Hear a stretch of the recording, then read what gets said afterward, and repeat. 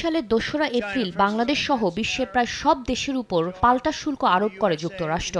ঢাকার জন্য এ হার ছিল ২০%। ৯ মাস পর শুল্ক হার ১৯% নামিয়ে এনে দেশটির সঙ্গে চুক্তি করে বাংলাদেশ।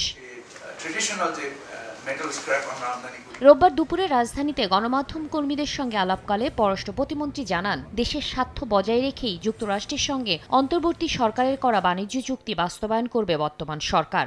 আমেরিকার সাথে চুক্তি তো আমাদের যেটা হয়েছে সেটা আমাদের অর্থনীতিকে ডিরেক্টলি এফেক্ট করে, যাতে আমাদের দেশের অর্থনীতি সুরক্ষিত থাকে, প্রাইভেট সেক্টরের সুরক্ষিত থাকে, দেশের জনগণের ক্ষতি না হয়, সেভাবে আমাদের তাদের সাথে কথাবার্তা আমরা বলছি। একই দিন বিকেলে ফরিদপুরে এক অনুষ্ঠানে শামা ওবায়েদ জানান, ভারতে অবস্থানরত শেখ হাসিনা সহ সব দণ্ডপ্রাপ্তদের দেশে ফিরিয়ে আনতে কাজ করছে সরকার। ১৭ বছরে যারা মানবাধিকার লঙ্ঘন করেছে, খুনের সাথে জড়িত, গুমের সাথে জড়িত, যাদের বাংলাদেশের আইনে যাদের বিচার হয়েছে, তারা শেখ হাসিনা সহ বাংলাদেশের আইনে তাদের বিচার হয়, সেই লক্ষ্যে বিএনপি সরকার সচেষ্ট আছে, সেই কার্যক্রম চলছে।